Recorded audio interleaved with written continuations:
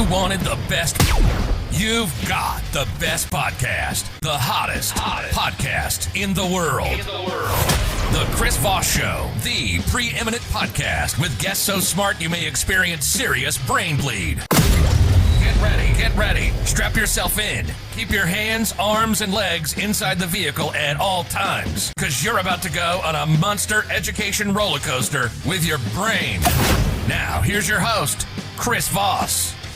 Hi, folks. Chris Voss here from thechrisvossshow.com, thechrisvossshow.com. Hey, we're coming with another great podcast. We certainly appreciate you guys tuning in. Today, we're honored to have a guest as a second time on the show, Jance. She's going to be talking to us about her newest book. It's coming out February 22.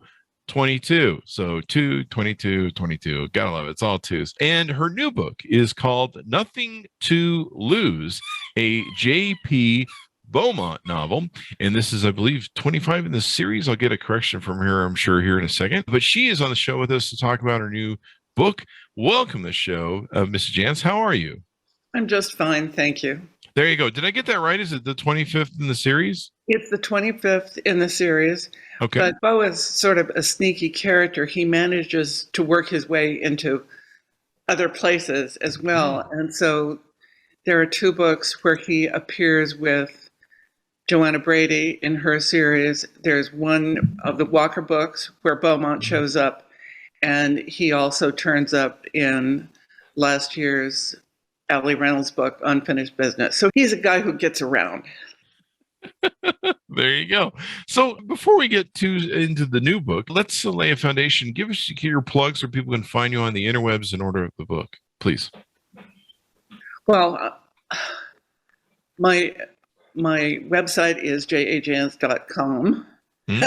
That's hard to remember. I have a weekly blog, which is sort of a window on my world of what's going on in my life in any particular week.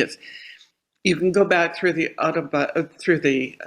archives and read, I think, 14 or 15 years of those blogs. So that's like reading my autobiography in weekly installments. I also have a newsletter, and when people send me an email, I'm the one who responds to the emails. I don't have a secretary who does the responding. I'm the one who does it. Autocorrect misspellings and all.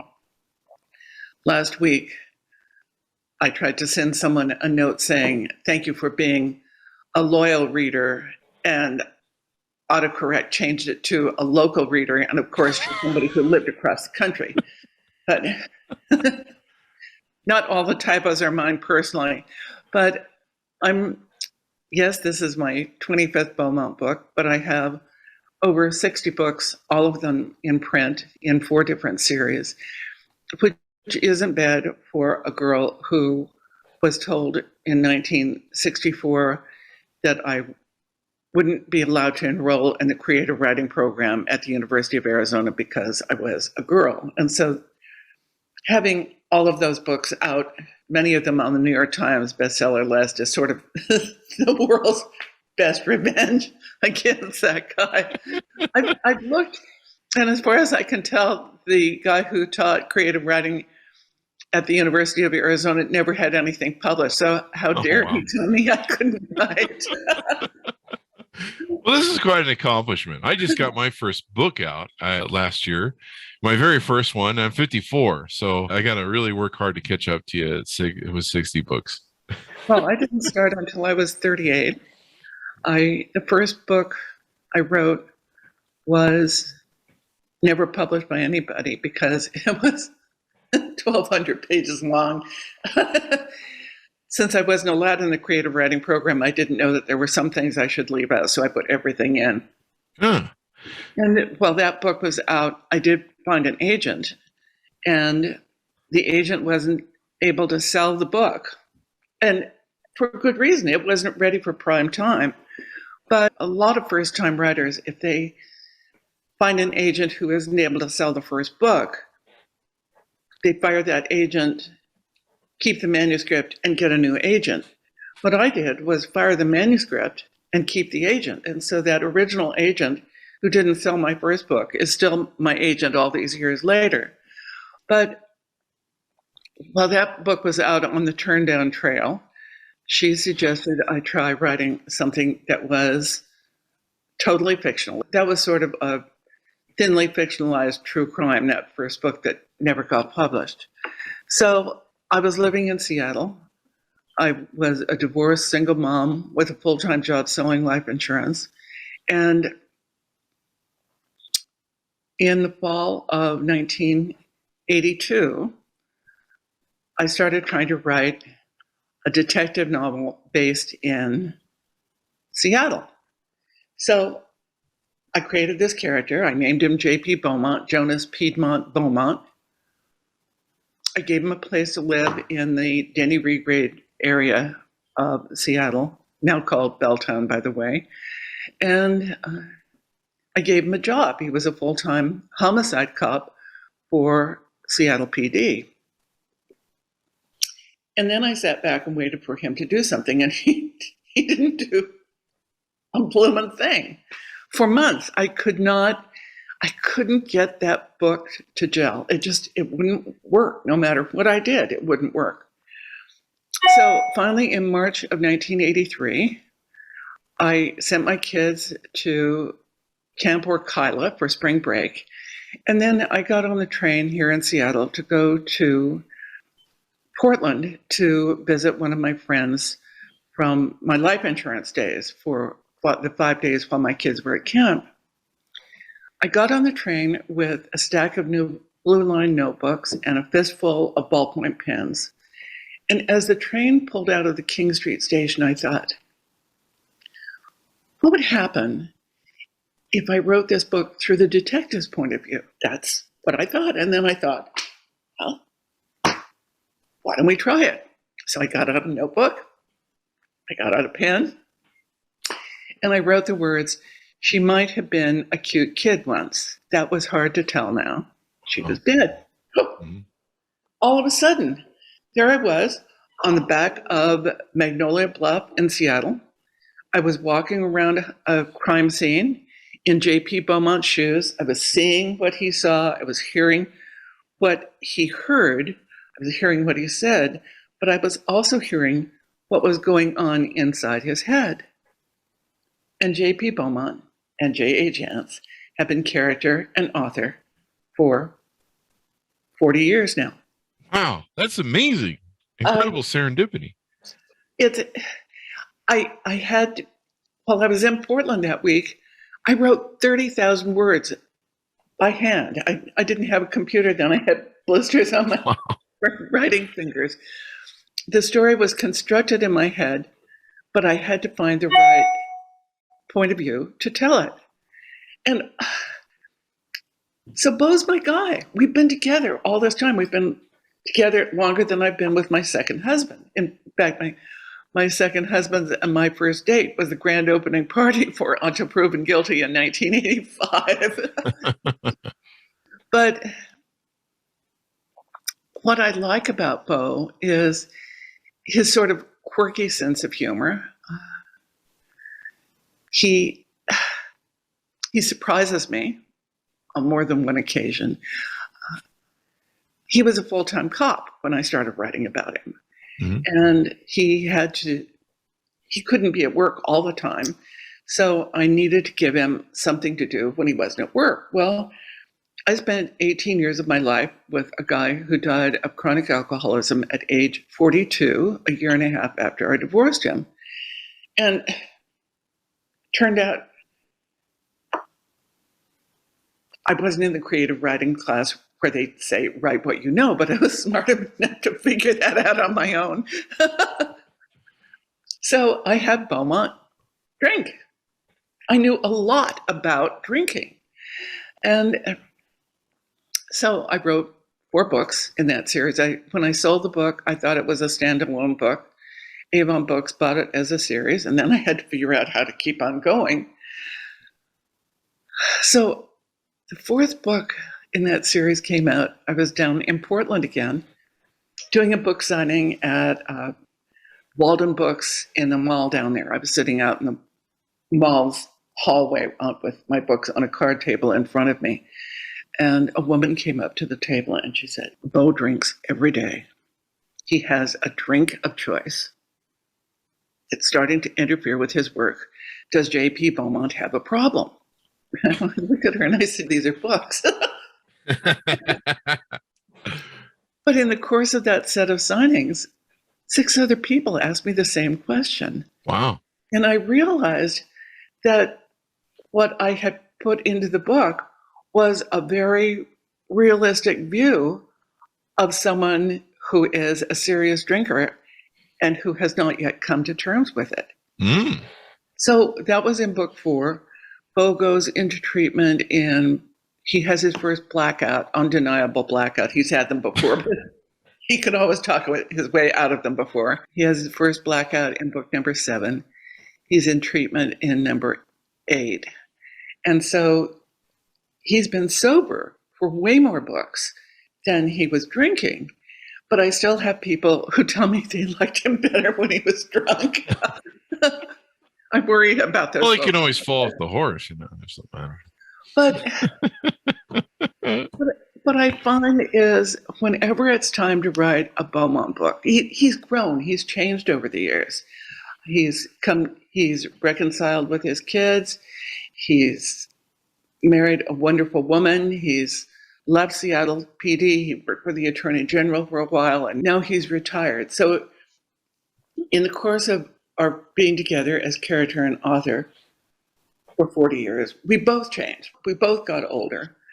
But what's consistent about Beau is whenever it's time for me to write a book about him, within the first couple of paragraphs even, Mm-hmm. I'm hearing his voice and hearing his quirky sense of humor. And at the beginning of Nothing to Lose,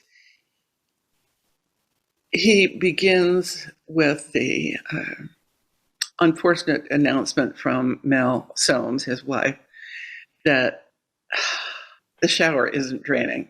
Oh. This is bad news. But that's one of the fun things about my books. Little pieces of my own history Mm-hmm. end up in the stories. And they're so implausible that people think, well, that couldn't possibly happen. But I can tell you for sure that I have an up-close and personal relationship with the kinds of plumbing difficulties that can develop if you attempt to flush an Irish wolfhound-sized piece of frozen doggy doo-doo down interior plumbing. Oh, that sounds like an adventure in and of itself. It's just, huh. So tell us about the new book, Nothing to Lose, and what's inside of it. What's going on these days? Well, aside from it starts with the plumbing problem Uh-huh. and moves on from there. Sounds like Wednesdays at my house.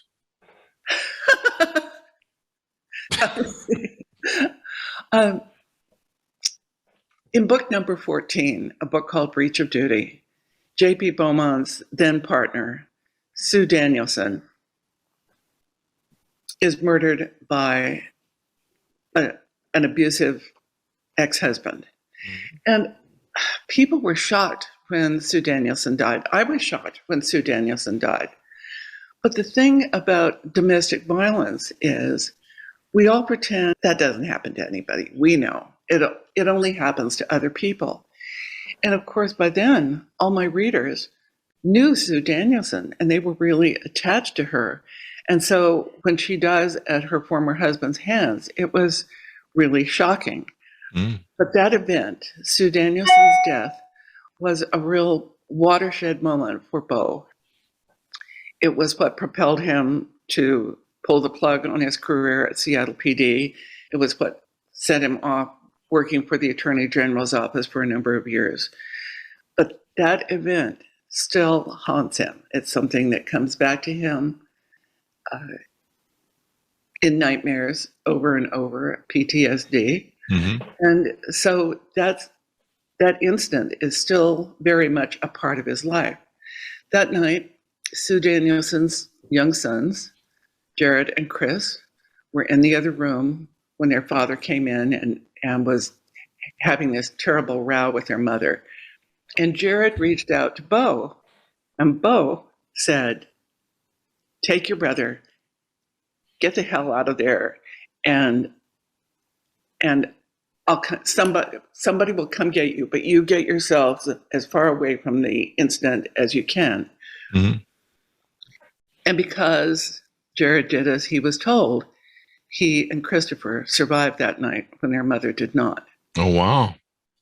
So now, on this morning, when J.P. Beaumont is retired, dealing with a plumbing problem and B, decorating for Christmas, there's a knock on the door. And here is this young man in priestly attire who tells him his name is Jared Danielson, and he's come to Beaumont asking for help in finding his younger brother, Chris, who is now a missing person. Oh.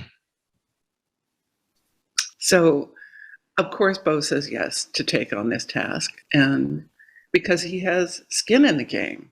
Mm-hmm. And Christopher disappeared in Alaska. And so Beaumont heads off to Alaska in the dead of December, when he never expected to go to Alaska in December. And so a lot of this book takes place in wintertime Alaska. Ah, cold. Cold. That's a heck of a time to go there, too. So that's what the book is about. I spent 5 years as a K through 12 librarian on the Tohono O'odham Reservation west of Tucson. Mm-hmm. I told 26 stories a week in K through 6 classrooms.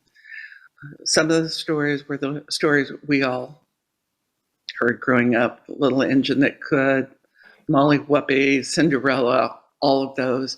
But I also learned and told the legends and stories of the Tohono O'odham people, the desert people. Hmm. And one of the hallmarks of Tohono O'odham storytelling is that a story must end where it begins. And it's interesting to see how that principle has meandered into the way I write stories. It's true in the most recent Ellie book, Unfinished Business, which starts and ends in a prison in Monroe, Washington. And it's true in this book as well. That's amazing, man.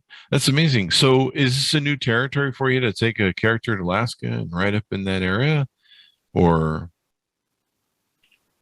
is it, I'm sorry, is it new territory for you to write about a character in up in the winters of Alaska? New territory. I visited Alaska a couple of times, and I have friends up there who were able to help me with some of the details of the story. There are some, they don't have counties the way other states do, and Mm-hmm. they have different kinds of, in Tucson, the University of Alaska at Anchorage, U of A. You got to get those terms right for the people who live there. Otherwise, they're going to throw the book. Like, this is wrong. And I asked my friend Diana Conway, is there a word, there's a character in this book that I really love. As soon as I met Twinkle Winkleman, she was just the cat's pajamas. Mm-hmm. And so I asked my friend Diana, is there a word for people from outside who come to Alaska and know absolutely nothing about it? And she said, yes, the word is chichaco. And I was sure I had never heard that term before. And of course, I used it in the book. But then I mentioned that terminology in one of my blogs, and someone immediately sent me a totally politically incorrect recording of an old time song. Squaws along the Yukon are good enough for me, and the word chichaco is in that song. So I had heard that song before, that word before, but didn't remember it. That's amazing. Wow. And so what are some other things you can tease out about the book for readers? I'm sorry, I didn't hear that. What are some of the other things you can tease out about the book for readers? What's inside of it? Well, Twink, I think she is. She's tough. She is determined. My husband is a gearhead, and I'm a secondhand gearhead. So for years we have watched Motor Trend, Wheeler Dealers, and last year they had an episode where they rehabbed 1950 something International Harvester carryall. Well, I didn't even know International. I knew International Harvester did tractors, but I didn't know that they built the first SUV style suburban kind of vehicle. Mm-hmm. And as soon as I met Twinkle Winkleman, I knew that is exactly the vehicle she had to drive. So she's a shuttle driver, but her carryall, the luggage rack overhead, is stocked with spare parts. Oh, really? So that gasoline and spare parts. So if she has any kind of car trouble when she's out in the wilderness, she can fix it herself. She's a very interesting woman. But her name is Twinkle Winkleman. And when I created that name, I was thinking about that old Johnny Cash song about a boy named Sue. She's had the same kind of difficulties with her name, Twink, as Sue had with his name. This is quite unique at all. So how are you doing with new books? Are you planning on, this one stands alone, right? So people can read this one if they haven't read the other ones in the series? One of the reviewers said that they had never read any of them, and they said, you just pick it up and go. But I have a secret. For years, people have told me that reading my books is like eating Fritos because you can't read just one. I have that problem. And if people end up liking this one, even if they're brand new to the series, they may want to go back and start from the beginning. I have IORs who are in-order readers. I have DTRs. Those are dead tree readers. Those are people who only read books, either hardback or paperback.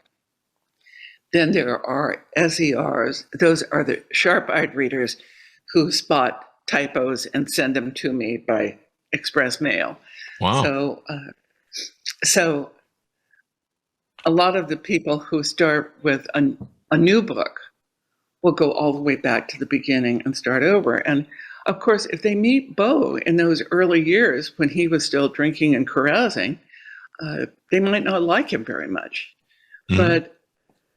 And it turns out in the Beaumont book before this, one of his carousing nights came back to haunt him in the form of a granddaughter he never knew. Oh. From a child he never knew he had. So those early years of being sort of wild and woolly still impact his life. But what happened at the beginning is still part of his life in his 70s. And I think that's true for all of us. We all carry all that stuff, all that baggage from long ago with us, and we have to decide what we're going to do with it for good and ill, or ill. And I try to make that be true for my characters. That's pretty awesome.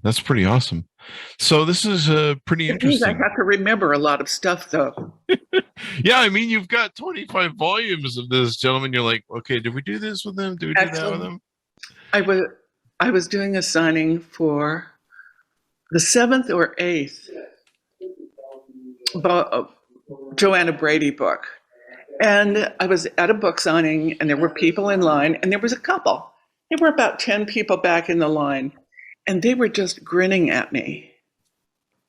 And I thought, okay, you've got, when you're an author, you sort of have to be situationally aware of what's happening in book signings, because generally speaking, there's at least one nutcase in the room. Like the one that I remember most vividly is the guy who came up to the table and said, "Are you the lady who writes the murder mysteries?" I said, "Yes." He says, "I've just been acquitted of murdering 7 people. Do you want to write my book?" Holy moly. So I'm aware of the people in line at book signings. That's a hell of a story. Okay, whoever these people are, they're going to be the ones. So they came up to the table, and the guy introduced himself.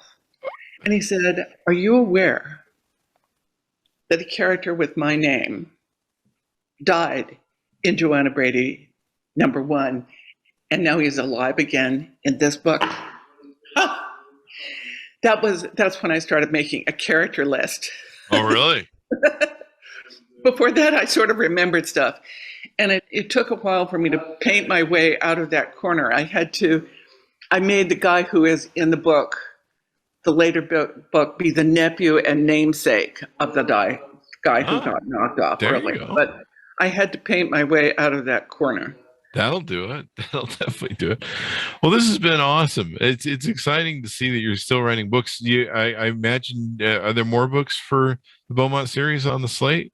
I'm writing the next Allie Reynolds book right now, and I don't know what'll be next after that. I've sold more books, so I'm going to have to write them. And I can see that the yard man has appeared. He's got the weed blower. Oh. And as soon as my 2 dachshunds are aware of that, they are going to come racing in and raise hell. Well, let's round this out. It's been wonderful to see you again, Judith. Thanks for coming on the show again. We certainly appreciate it. Thank you. I've appreciated being here. And please send me a note when this is live so I can let my fans know. We certainly will. And then give us your plugs one more time, the .coms, or wherever you want people to go find you on the interwebs. JAJANCE.com.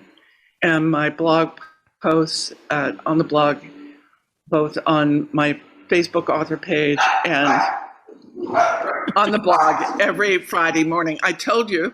Yeah, there you go. There you go. Guys, order up her book, Nothing to Lose.